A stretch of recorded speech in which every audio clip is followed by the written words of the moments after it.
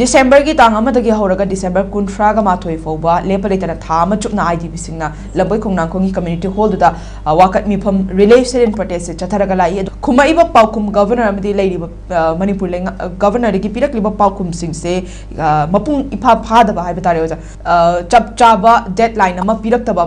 madu pirakte hai aduga madugi khodong thiba thokla roi haibagi थाजब लेरब मतमदा resettlement की थबक पाइखत कनी हाइबा वाफम अमख सुपले हाइरोजा होम डिपार्टमेंट की थमलक पाखुम दगी मतुंगिना रीसेटलमेंट तौबा हाइबसी खुदक तहा तहा तौबा यादे मपुंग फाना कोइगी थाजनबा लेत्रिबो फौदा आईडीपी सिंग मयुम हंजिन हनबगी थबक से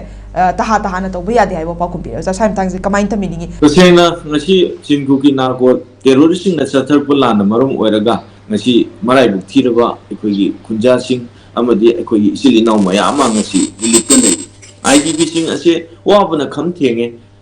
magi like shu tamgadaba business tawgadaba magi thabak thorom mayam do loina bak tokho matungda relief camp da leibani adu betaragadi mafam da mana semja sanjaram mai mayu makai mai thadok pigare magi lanthum aduga mai thadok tab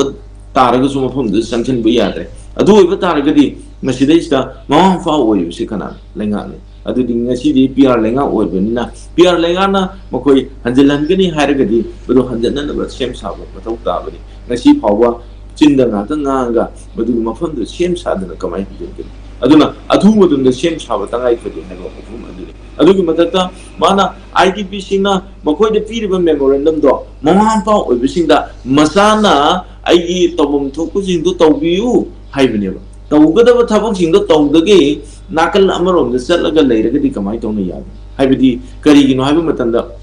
iramdam se masi couple lawu khongbu na pik thale adu ye couple lawu khongbu sing ase ing tam na no hona bu matanda madu sarkar ya so bu dai ne ya responsible ne adu sarkar na loga da sing adu loga da gi ne nasi phongbu da miyam na IDP sing na yam na wan leli se IDP sing se akham na ba makoi gi policy semaga makoi da pita bayamba pita gadamni makoi de entrepreneurship chengot gadamni skill development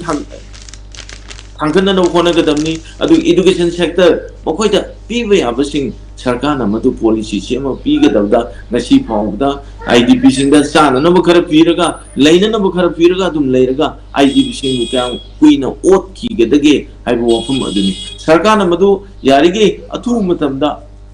ngasi mari leina bo authority sing na kopna leina bo tangai pade aduga hairiba IDP sing amadi kokomina santhel lebo khongyen se masi taseng yamna maram chaba thabangni aikoi yumdu da hanjan jaraga aikoi yumdu dagi challaga thabuk sujege yumdu dagi challaga aikoi larik tamjege yumdu dagi challaga aikoi business tawjege aikoi hanagi bosironda hanjanna na simbiyu haibisi daisa government na sindagi leise masi government se mapung phade haibani government gi tawum thupa tawbungam de haibani adu betaragadi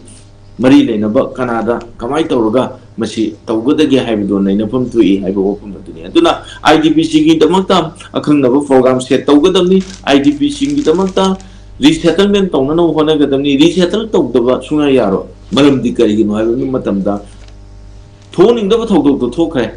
adu betaragadi mai saki bi yum da sadana akoi kamai tawna resettle tawgani athu matam yum sabiyu resettle tawbiyu athu matamda yum leiri ba pham sing adudi yum sadaba ya ba pham sing adudi badu mokoi da darkha leba polam sing adu piraga mafum adu do honggen namba tangai phati haiba ofum adu miyam da thamjage athu matamda lengang na tawgada ba thabuk sing adu tawbiyu badu di tawda na ona taina bada